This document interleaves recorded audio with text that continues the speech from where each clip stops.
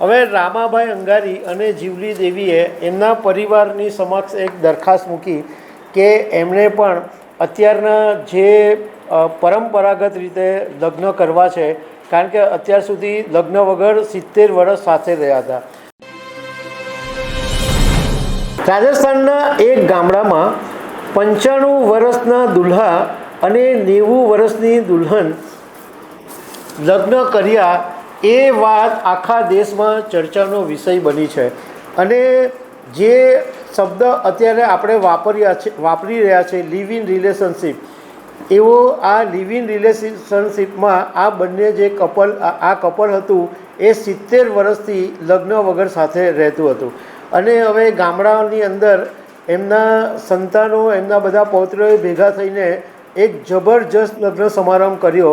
એના વિશે હું તમારી સાથે વાત કરીશ. મારું નામ રાજેશ શાહ છે અને તમે જોઈ રહ્યા છો ગુજરાતના સૌથી મોટા ડિજિટલ પ્લેટફોર્મ ખબરછે.com. રાજસ્થાનના ડુંગરપુરમાં ગલંદર કરીને એક ગામ આવેલું છે. આ ગામની અંદર રામાભાઈ અંગારી જે અત્યારે 95 વર્ષના છે અને એમના સાથે રહેતા હતા એ જીવલી દેવી 70 વર્ષથી સાથે રહેતા હતા. હવે 70 વર્ષ પહેલાં તો લિવ ઇન રિલેશનશિપ જેવો શબ્દ નહોતો, પરંતુ લગ્ન વગર તેઓ 70 વર્ષ સાથે રહ્યા અને એમને ટોટલ 8 સંતાનો છે. 4 દીકરાઓ અને 4 દીકરી, અને એ 4 દીકરા દીકરીઓના પણ હવે સંતાનો થઈ ગયા છે. એટલે દાદા દાદી અને નાની બની ગયા છે જીવલી દેવી. અને એમના જે 4 દીકરાઓ છે એ સરકારી ઓફિસમાં નોકરી કરે છે અને 2 વહુઓ છે એ પણ સરકારી ઓફિસમાં નોકરી કરે છે. હવે રામાભાઈ અંગારી જે છે એ ગુજરાતની અંદર કૂવા ખોદવાનું કામ કરે છે અને એમની ખેતીવાડી પણ છે. અને એમના સાથે રહેતા હતા જીવલી દેવી એ બાળા સંસ્થાની અંદર 12 વર્ષ સુધી એમણે હેન્ડલૂમમાં કામ કર્યું. પછી આંખનો પ્રોબ્લેમ હતો એટલે એમણે હેન્ડલૂમનું કામ છોડી અને ખેતીવાડી સંભાળતા હતા. હવે રામાભાઈ અંગારી અને જીવલી દેવીએ એમના પરિવારની સમક્ષ એક દરખાસ્ત મૂકી કે એમણે પણ અત્યારના જે પરંપરાગત રીતે લગ્ન કરવા છે, કારણ કે અત્યાર સુધી લગ્ન વગર 70 વર્ષ સાથે રહ્યા હતા.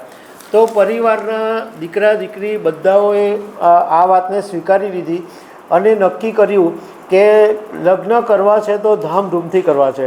એટલે એમના દીકરા દીકરીઓએ જબરજસ્ત આયોજન કર્યું અને 1 જૂને લગ્ન થઈ એમાં બધી જ વિધિ કરવામાં આવી.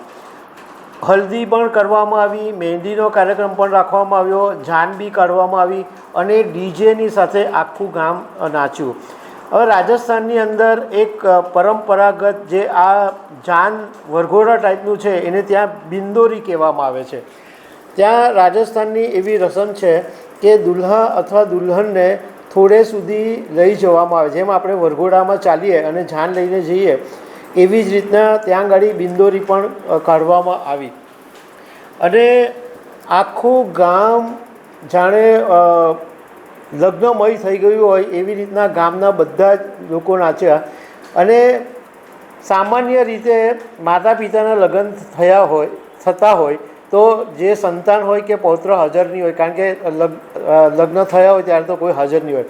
પરંતુ આ એવા એક યુનિક લગ્ન હતા કે જેની અંદર આમના માતા પિતાના સંતાનો બી હતા, એ સંતાનોના બી દીકરા હતા. એટલે 3 પેઢીઓ એક સાથે આ લગ્નની ભવ્ય ઉજવણી કરી અને એને કારણે ચર્ચાનો વિષય બની ગઈ કે 95 વર્ષના ઉંમરના વ્યક્તિએ 90 વર્ષની દુલ્હનની સાથે પ્રભુતામાં પગલાં માંડ્યા. તો દર્શક મિત્રો, આવી અનેક વાતો સાથે અમે તમને મળતા રહીશું. Thank you very much.